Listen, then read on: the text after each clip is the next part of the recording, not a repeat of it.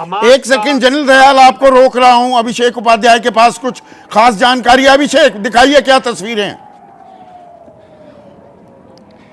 देखिए अभी अभी सामने की रॉकेट टैक, ये देखिए लगातार लगातार हो रहे हैं संदीप। ये देखिए ऊपर की ओर दिखा रहा हूं मैं आपको, कंटिन्यू रॉकेट टैक, एक के बाद एक धमाकों की आवाजें आ रही हैं। ये सब गाजा की दिशा में, ये सब गाजा की दिशा में लगातार अटैक, पूरे आसमान में लेयर बन गई है, और एक नहीं बल्कि कई लेयर बन गई है संदीप। सीधे गाजा की तरफ ये लेयर जा रही है, और एक साथ कई अटैक अचानक से। ये अभी अभी का वाकया है, और ये कुछ देर पहले यहाँ टैंकों के, जब मैं इसके पहले लाइव में था आपके साथ में, तो टैंक निकले थे बड़ी तादाद में यहाँ। और इन सब चीजों को अगर आप जोड़ करके देखेंगे तो ये और फिर से एक बार और फिर से शुरू हो गया है। मैं फिर से आपको दिखा रहा हूं, कंटिन्यू ये जो लाइन है ये गहराती जा रही है। इसको थोड़ा मैं जूम करता हूं ताकि और क्लियर हो जाए। देखिए ये आसमान में दोनों ओर से ये लेयर नजर आ रही है, दोनों तरफ से ये लेयर नजर आ रही है, धमाके हो रहे हैं, और ये सब एश्कलोन के पीछे से और इधर गाजा की तरफ। देखिए अब ये फिर से मैं कोशिश कर रहा हूं कि ये आपको ये पूरी लाइन दिखाई पड़े जो कि गाजा की ओर जा रही है। तो सबसे अहम बात यह है कि दो चीजें साथ साथ हुई हैं। टैंकों का मूवमेंट हमने देखा है संदीप, और उसके बाद ये एक के बाद दूसरे अटैक शुरू हो गए हैं, एरियल अटैक शुरू हो गए हैं। तो यहां सवाल यह कि क्या ये कोऑर्डिनेटेड अटैक की तैयारी है, यानी कि जिस समय में एरियल अटैक हो रहे हैं, टैंकों का मूवमेंट हो रहा है, 4 बजे की डेडलाइन खत्म हो चुकी है, ये सारा कुछ आपस से मिलाकर एक तरह का संदेश दे रहा है। और देखिए यहां पूरी इंटरनेशनल मीडिया पर मौजूद है। जैसे ही यहां पर अभी ये शुरू हुए अटैक, वैसे ही सभी के कैमरे इस समय आसमान की ओर ही कवर कर रहे हैं इस एक के बाद दूसरे जो ये हवाई अटैक चल रहे हैं। तो ये अगर ये कोऑर्डिनेटेड अटैक हो रहा है संदीप, जिस समय टैंक आगे बढ़ रहे हैं, 4 बजे डेडलाइन खत्म हो चुकी है, तो इसका मतलब आज की रात, इजराइल के समय के मुताबिक अभी शाम हो रही है, आज की रात गाजा पर भारी पड़ सकती है संदीप। अभिषेक मेरी जान, आप साहसी रिपोर्टर हैं, कृपया हेलमेट भी लगा लीजिए और बुलेट प्रूफ जैकेट पहन लीजिए। आप हमारे लिए बहुत ही प्रेशियस हैं और जान पर आप खेल रहे हैं।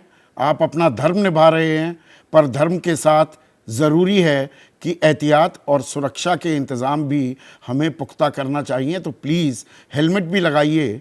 लेकिन एम्बेसडर दीपक वोहरा, अब ये जो कोऑर्डिनेटेड अटैक हो रहे हैं, बंधक एक तरफ छोड़ने को तैयार नहीं हमास, वो एक फांस बनी हुई है, कोलैटरल डैमेज सिविलियंस की, यूएन का अपना रुख, ये शांति कौन स्थापित करेगा? ये पहल कब आएगी? या ये युद्ध पहले रुके, अपने अंजाम तक पहुंचे, शांति की बात कहीं गौण होती जा रही?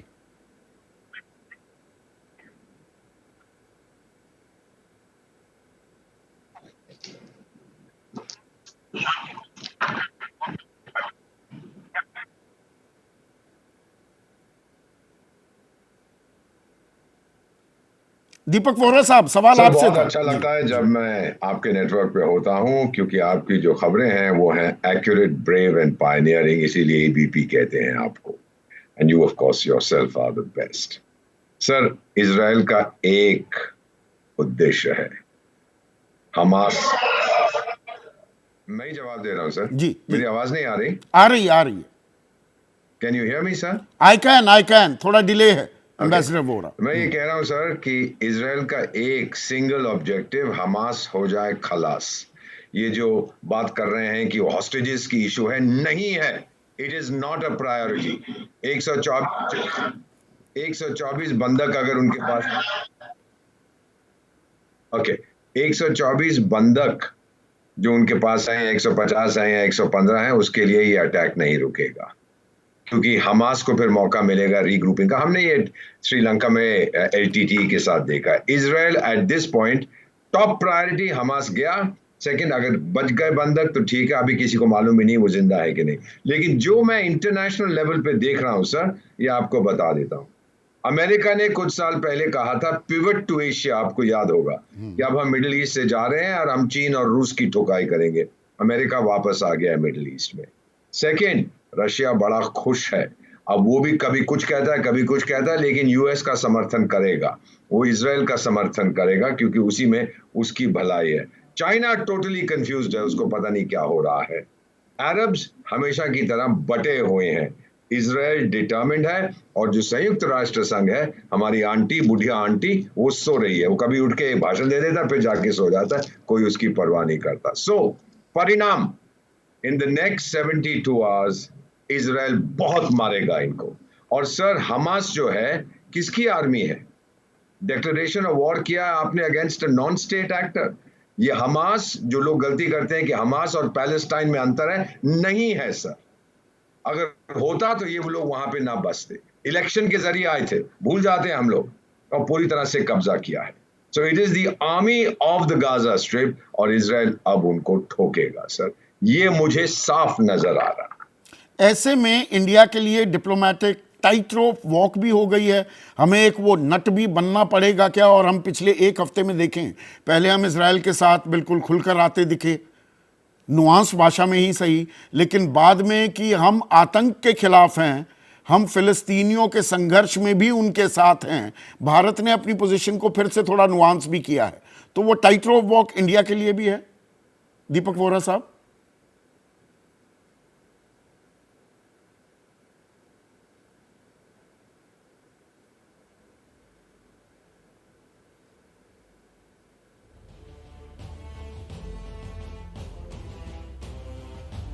नहीं सर, सर ये बड़ा सिंपल है। हमने शुरू में क्या कहा था? हमने ये नहीं कहा था कि वी सपोर्ट इजराइल ब्लाइंडली। हमने कहा था कि आप पे जो आतंकी हमला हुआ है, हम आपके साथ हैं।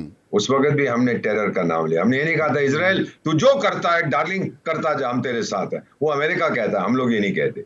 दूसरा, शुरू से हमने कहा है कि पैलेस्टीनियंस को वही अधिकार है जो इजरायलीज को है, जो 1948 में जब इजराइल बना था, पैलेस्टाइन स्टेट नहीं बना था, उनको भी वही अधिकार है होमलैंड का। वो तो हमारी शुरू से पॉलिसी रही है। मुझे दोनों के बीच में कोई कॉन्ट्रडिक्शन नजर नहीं आता है, बड़े क्लियर हम रहे हैं। और अगर कोई हमारी मध्यस्थता चाहता है, आज हमारे पास वो ताकत है कि हम सजेशंस दे सकते हैं कि भाई इस तरह से हो। पर इसमें हमारी जो आर्थिक हित हैं, क्या उन पर भी कुछ संकट या आशंकाएं आ सकती हैं क्या? एक छोटा सा ब्रेक ले रहा हूं। एम्बेसडर दीपक वोरा, आप ही से ये सवाल भी होगा, इसलिए मैंने हरदीप पुरी का बयान भी शुरू में सुनवाया। और दर्शक क्या सोचते हैं, उनकी राय क्या है, जो ये जंग जारी है मध्य एशिया में या पश्चिम एशिया में मैं कहूं। जैसे ही घड़ी का काटा दोपहर 2:30 पे आए, बबीता जी का दिल सास बहू साजिश के लिए मचल जाए। और ये है इनकी बहू, पूरे दिन ऑफिस की टेंशन हो जाए गॉन जब ये करें अपना फेवरेट शो फ्री टाइम पे ऑन। इनकी तरह आप भी देखिए अपना फेवरेट शो अपने टाइम पर, और डाउनलोड कीजिए एबीपी लाइव ऐप अपने स्मार्ट टीवी पर।